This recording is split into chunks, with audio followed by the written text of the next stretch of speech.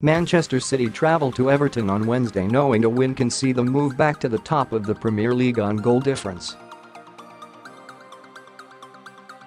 City beat Arsenal at the weekend, while Liverpool could only draw at West Ham, and Pep Guardiola's men now have the advantage of an extra game over their rivals for the title. Guardiola named an experimental team against Arsenal, featuring 3 defenders and midfielder Fernandinho in an unfamiliar centre-back role. Against Everton, City will have the same players to choose from as Vincent Kompany remains out with injury. That could mean a Premier League return for Benjamin Mendy at left back. Guardiola must decide whether to stick with the side that looked convincing against Arsenal or make changes with next weekend's fixture against Chelsea in mind. Read how our writers predict Guardiola will pick his team against Everton and have a go yourself using the widget at the bottom of the page.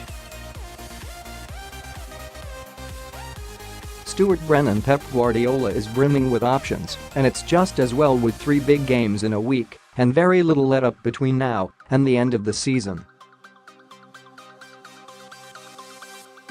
He has fresh young legs to bring in at Goodison, and Gabriel Jesus is a good bet. He was unlucky to be left out after his hot scoring streak, and the fact he sparked it with 2 goals against Everton in the 3-1 Etihad win in December helps.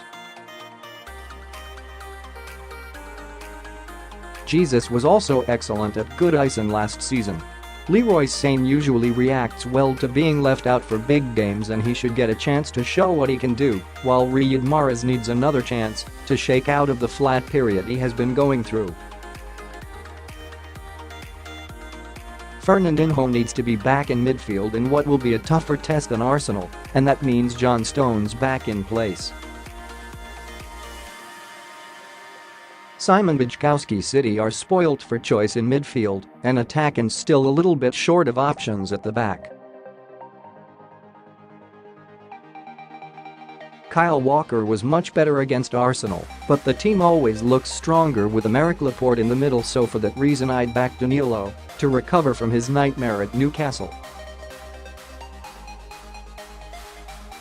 David Silva hasn't looked on top form, even if it remains a big call to leave him out, and it is also tough on Ilkay Gundogan, but Kevin De Bruyne and Leroy Sane both excelled at Goodison last season.